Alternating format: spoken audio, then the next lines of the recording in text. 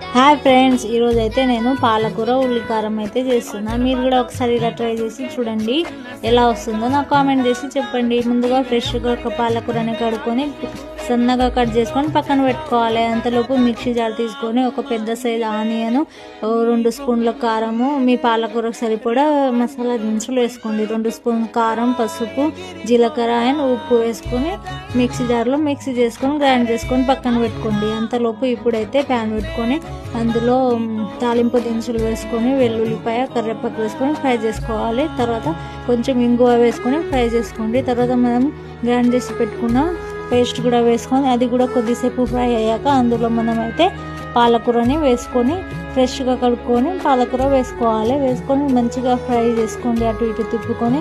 తర్వాత మూత కప్పేసి ఒక 10 నుంచి 15 నిమిషాల వరకు ఉడకబెట్టుకోవాలి. పాలకూరని మంచిగా ఫ్రై అయితే మనకి టేస్ట్ చాలా బాగుంటుంది.